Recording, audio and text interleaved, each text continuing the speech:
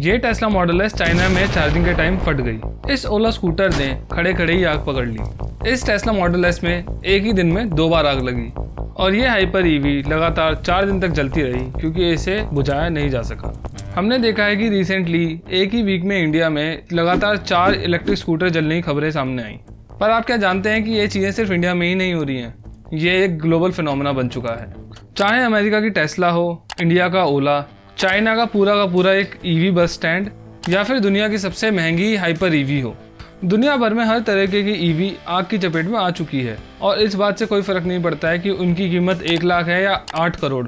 सभी ईवीज में lithium ion battery ही use होती हैं, जो कि बहुत ही एफिशिएंट बैटरी मानी जाती है व्हीकल्स को एक्सटेंडेड रेंज प्रोवाइड करने में। पर इन बैटरी के साथ एक बहुत बड़ी प्रॉब्लम आग लगने की भी है। जानेंगे कि आखिर ऐसा क्या हुआ है कि इंडियन गवर्नमेंट को DRDO को लगाना पड़ा है इन ईवी फायर्स की जांच करने के लिए। ये भी जानेंगे कि आखिर वो थर्मल रनअवे क्या है जिसकी वजह से इन ईवीज में बिना बताए ही कभी भी आग लग सकती है।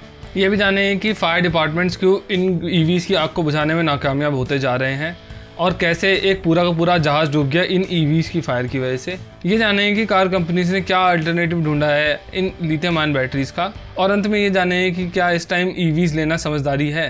पहले हम जानते हैं कि इंडिया में ईवीज की क्या सिचुएशन है इस टाइम। रिसेंटली इंडिया में अलग अलग जगहों पर ओला इलेक्ट्रिक, ओकिनावा और प्योर ईवी के 4 स्कूटर जलने की खबरें आई। इन चारों ही स्कूटर्स का कोई भी एक्सीडेंट नहीं हुआ था और इसीलिए अब लोगों को ये डर लग रहा है कि क्या हमें इस टाइम ईवी लेनी भी चाहिए। और एक डर सरकार को भी है और वो ये है कि ईवीज के एक साथ इतने सारे इंसिडेंट्स होने की वजह से जो ईवीज को लेके पूरा माहौल बना हुआ है वो कहीं ट्रैक से ना उतर जाए। और इसीलिए उन्होंने इस पूरे सिनेरियो की जांच करने के लिए टीम का गठन किया है जो इसके ऊपर अपनी रिपोर्ट भी सबमिट करेगी। इंडिया में इसके अलावा भी कई इंसिडेंट्स हुए हैं, पर ईवी फायर्स को लेके US और चाइना जैसे देशों में जितने इंसिडेंट्स होते हैं उसके मुकाबले इंडिया में बहुत ही कम इंसिडेंट्स हुए हैं।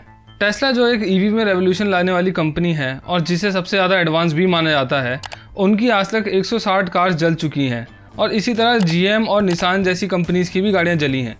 और इसके चलते कंपनीज ने भारी मात्रा में अपनी गाड़ियों को रिकॉल भी करा है। जैसे कि GM ने जो 2017 से 2020 तक अपनी कार्स बेची थी, उनमें से 1,42,000 गाड़ियों को उन्होंने रिकॉल करा है, जिसमें उनको 13,000 करोड़ रुपए का खर्चा भी आया है। Hyundai को भी आग लगने के डर के चक्कर में अपनी 90,000 कोना ईवीज को रिकॉल करना पड़ा है वर्ल्ड वाइड और उसमें उनको 6800 करोड़ रुपए का खर्चा आया है। इन सब के अलावा अगर मैं चाइना की बात करूं तो वहां पर हर साल लगभग 200 के करीब ईवीज में आग लगती है।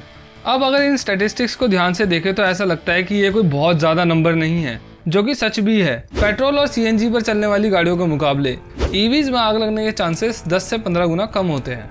पर अगर ऐसा ही है तो ईवीज फायर को लेकर इतनी हाइप क्यों बनी हुई है? दरअसल इसके 2 कारण हैं, जिसमें से पहली तो यही बात है कि ईवी को लोग एक आइडियल व्हीकल समझ रहे थे और क्योंकि इसमें कोई कंबस्टेबल फ्यूल नहीं है पेट्रोल और CNG की तरह, तो लोगों को ये लग रहा था कि इनमें आग लगने के चांसेस ना के बराबर हैं। इसके अलावा इन ईवी फायर्स ने जो हाइप पकड़ रखी है, जो बल्कि बड़ा रीज़न मैं कहूँगा, वो अपेरेंटली ईवीज में बिना किसी रीज़न के आग लगना है और आग का बहुत ज़्यादा खतरनाक होना है। ये आग इतनी ज़्यादा खतरनाक होती है कि इनको बुझाया भी नहीं जा सकता है। ज़्यादातर मामलों में यही देखा गया है कि जो पेट्रोल व्हीकल में आग लगने का सबसे बड़ा कारण होता है वो कोलिजन ही होता है। उसके बाद फ्यूल लीकेज होना या शॉर्ट सर्किट होने जैसी चीज़ें सामने आती हैं और इसीलिए पेट्रोल व्हीकल्स में आग लगने के ज़्यादातर मामले प्रेडिक्टेबल होते हैं। पर ईवीज में ऑलमोस्ट अनप्रिडिक्टेबल है क्योंकि ईवी के ऑलमोस्ट हर केस में मेटल केसिंग के अंदर बंद जो बैटरी पैक होता है उसमें आग लगना चालू होती है और इसका पता तभी चल पाता है जब बैटरी पैक में से धुआं निकलना चालू होता है, जो कि इंडिकेट करता है कि बैटरी पैक में थर्मल रनअवे हो चुका है। चलिए समझते हैं कि ये थर्मल रनअवे क्या है जिसकी वजह से ईवी मैन्युफैक्चरर्स की नींद उड़ी हुई है और ये भी समझते हैं कि ये ट्रिगर कैसे होता है। तो बेसिकली एक बैटरी पैक काफ़ी सारे छोटे सेल से मिलकर बना होता है और जब ऐसे ही किसी एक सेल का टेम्परेचर बढ़ने लगता है, यानी कि वो 60 डिग्री सेल्सियस से ऊपर चले जाता है और एक क्रिटिकल टेम्परेचर तक पहुंच जाता है, तो उसके अंदर के जो मटेरियल होते हैं वो ब्रेक डाउन होने लग जाते हैं। अब ये जो डिकम्पोजिशन रिएक्शन होता है वो नेचर में एक्सोथर्मिक होता है, यानी कि इसके रिएक्शन पर हीट निकलती है काफ़ी ज़्यादा। अब जो डिकम्पोजिशन रेट है वो हीट का डायरेक्टली प्रोपोर्शनल होता है, यानी कि जितनी ज़्यादा हीट होगी उतनी ही तेज़ी से डिकम्पोजिशन भी होगा। और ऐसे ही डिकम्पोजिशन की वजह से बहुत ज़्यादा हीटअप होने की वजह से जो गैसेस सेल के अंदर ट्रैप होती हैं वो धमाके के साथ निकलती हैं और फिर इसी हीट की वजह से बाकी सेल भी इसकी चपेट में आ जाते हैं और इसे ही थर्मल रनअवे कहा जाता है। ये जो पूरा प्रोसेस है वो सेल्फ रिलायंट होता है, यानी कि इस आग को पकड़ने के लिए कोई ऑक्सीजन की ज़रूरत नहीं होती एक्सटर्नल, सब कुछ इन सेल्स के अंदर ही होता है। अब ये जो थर्मल रनअवे का प्रोसेस है ये अपने आप ही नहीं हो जाता, इसके भी कुछ ट्रिगर पॉइंट्स होते हैं, जैसे कोलिजन की वजह से सेल का रप्चर हो जाना या बैटरी पैक में कोलिजन की वजह से शॉर्ट सर्किट हो जाना, जैसा कि ग्रैंड टूर में रिचर्ड हैमंड के साथ हुआ था जब उन्होंने गाड़ी क्रैश कर दी थी। शॉर्ट सर्किट का एक कारण कई बार खराब मैन्युफैक्चरिंग भी होती है बैटरी पैक की। इसके अलावा ओवरचार्जिंग एक बहुत बड़ा कारण है इसका, और ज़्यादातर वीडियो आपको चार्जिंग के टाइम आग लगने की ही मिली होंगी। BMS यानी कि बैटरी मैनेजमेंट सिस्टम का फेल होना भी एक बहुत बड़ा कारण होता है, जो charging rate, discharging rate, battery temperature और भी काफ़ी सारी सेफ्टी रिलेटेड चीज़ों को मैनेज करता है बैटरी पैक के अंदर। अब ये तो हम जान गए हैं कि EVs के अंदर आग लगने का कारण क्या है, पर अब ये जानेंगे कि क्यों EV फायर्स इतनी ज़्यादा खतरनाक होती हैं कि दुनिया भर के फायर डिपार्टमेंट्स को इन्होंने परेशान कर रखा है। आपने अक्सर देखा होगा कि जब इंटरनल कंबशन वाली गाड़ी में आग लगती है तो ज़्यादा से ज़्यादा 1-2 घंटे में बुझा ली जाती है, पर EVs के साथ कहानी बिल्कुल अलग है। दरअसल EV फायर्स को बुझाना बहुत ही ज़्यादा मुश्किल है। कुछ मामलों में तो ये बुझ जाती है, पर ज़्यादातर मामलों में यही देखने को मिला है जब तक बैटरी पैक का एक सेल नहीं जल जाता तब तक इन इलेक्ट्रिक व्हीकल्स की आग नहीं बुझती है। और उसका पहला रीज़न तो बैटरी पैक के अंदर थर्मल रनअवे होना है। जैसा मैंने पहले बताया कि लिथियम आयन बैटरी में लगने वाली आग सेल्फ सस्टेनेबल होती है, तो वैसे ही इसको बुझा पाना बहुत मुश्किल होता है। उसके ऊपर से बैटरी पैक मेटल केसिंग के अंदर बंद होते हैं, तो इनको डायरेक्टली एक्सटिंग्विश करना और भी ज़्यादा मुश्किल हो जाता है। इसके अलावा EVs के जलते टाइम का तापमान 2700 डिग्री सेल्सियस रिकॉर्ड किया गया है। वहीं एक IC इंजन वाली गाड़ी का तापमान 800 डिग्री तक होता है, यानी कि 3 गुना से भी ज़्यादा का फ़र्क। अब इन्हीं सब फैक्टर्स की वजह से एक EV फायर को बुझाने में काफ़ी ज़्यादा टाइम लगता है, पर कितना, चलिए कुछ एग्जाम्पल से समझते हैं। पहले तो ये एक टेस्ला का एग्जाम्पल ले लेते हैं। ये टेस्ला ऑटो पायलट मोड में होने की वजह से एक पेड़ से जा टकराई, जिसकी वजह से इसमें बैठे हुए दोनों ऑक्यूपेंट्स की मौत हो गई और इस गाड़ी ने आग भी पकड़ ली। अब इस आग को बुझाने के लिए लगभग 8 फायर फाइटर्स को 7 घंटे तक लगना पड़ा और इसमें लगभग 1,27,000 लीटर पानी की ज़रूरत पड़ी, जो वही डिपार्टमेंट बताता है कि उनको इतने पानी की ज़रूरत लगभग 1 महीने में पड़ती है। अगर इसे नॉर्मल कार की आग से कंपेयर किया जाए तो उसको बुझाने के लिए लगभग 1400 लीटर पानी की ही ज़रूरत पड़ती है, ऐसा वो फायर डिपार्टमेंट बताता है। लंबी चलने वाली फायर्स का एक बहुत ही एक्सट्रीम एग्जांपल वो रिचर्ड हैमंड का C1 एक्सीडेंट ही है, जिसमें लगभग 5 दिन तक ये गाड़ी चलती रही। बेसिकली फायर का वायलेंट होना और बहुत ज़्यादा लंबा चलना इस बात पे डिपेंड करता है कि उस गाड़ी में कितनी ज़्यादा एनर्जी स्टोर हो सकती है। जो रिचर्ड हैमंड गाड़ी चला रहे थे उसका बैटरी पैक बहुत ही ज़्यादा बड़ा है और वो 2000 हॉर्स पावर प्रोड्यूस करती है। बैटरी फायर्स के साथ एक बहुत बड़ी दिक्कत और भी है।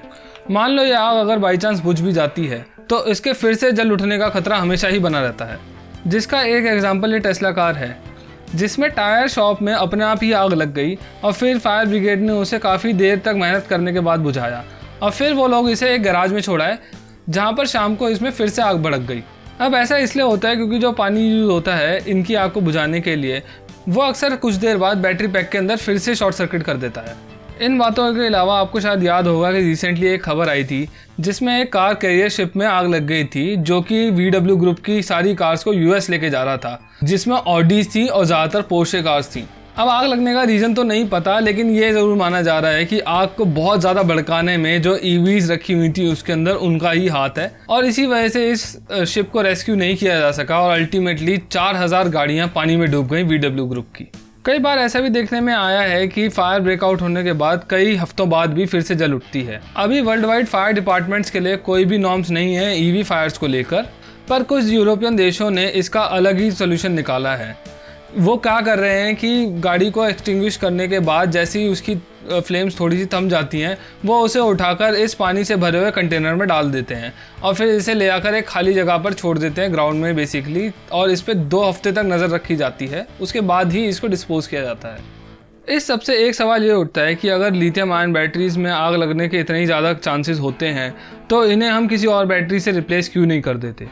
तो उसका रीज़न ये है कि अभी तक भी हमारे पास लिथियम आयन का कोई भी अल्टरनेटिव नहीं था जो इतनी ज़्यादा एफिशिएंसी देता हो, पर अभी कई सारे ब्रांड्स लग गए हैं इसका अल्टरनेटिव ढूंढने में, जैसे कि टोयोटा और होंडा जो सॉलिड स्टेट बैटरीज का डेवलपमेंट करवा रहे हैं कई बैटरी मैन्युफैक्चरर कंपनीज के साथ मिलकर, पर वो अभी बहुत ही ज़्यादा इनिशियल स्टेज में है, डेवलपिंग स्टेज के अंदर ही है। पर एक चाइनीज़ कंपनी है BYD जिसकी कार इंडिया में भी आती है, इन्होंने एक बहुत तगड़ा सॉल्यूशन निकाल लिया है इस प्रॉब्लम का। इन्होंने एक ब्लेड बैटरी के नाम से बैटरी लॉन्च करी है जो पेनिट्रेशन से, एक्सटर्नल हीट से या ओवर चार्जिंग से भी नहीं फटती है, और ये बैटरी 12 लाख किलोमीटर तक भी चल सकती है बिना अपनी कैपेसिटी रिड्यूस करे। और ये भी माना जा रहा है कि टेस्ला शायद से अपने मॉडल 2 के लिए इस बैटरी को परचेज कर सकती है BYD से। तो इन सब बातों से हमारे मन में ये सवाल उठता है कि क्या हमें अभी इस टाइम पर ईवीज़ खरीदनी चाहिए। तो उसका जवाब ऑब्वियसली येस है, क्योंकि मैंने जैसे पहले बताया कि 10 से 15 गुना कम चांसेस हैं। पर कई बार संभावनाएं ऐसी भी होती हैं कि मैन्युफैक्चरर की गलती की वजह से लोगों को भुगतना पड़ता है। पर हमारे हाथ में भी कुछ चीज़ें हैं, जैसे हमारे को ओवर चार्जिंग करने से बचना चाहिए, और अगर किसी भी केस में गाड़ी कोलाइड करती है और ज़्यादा डैमेज होता है गाड़ी को, तो उससे दूर हो जाइए। अगर आपके टाइम में मेरी इस वीडियो से कोई भी वैल्यू ऐड हुई हो तो कंसीडर सब्सक्राइबिंग माई चैनल, और वीडियो को लाइक ज़रूर करिए, शेयर करिए और कमेंट डाउन बिलो अपने विचार। Thank you.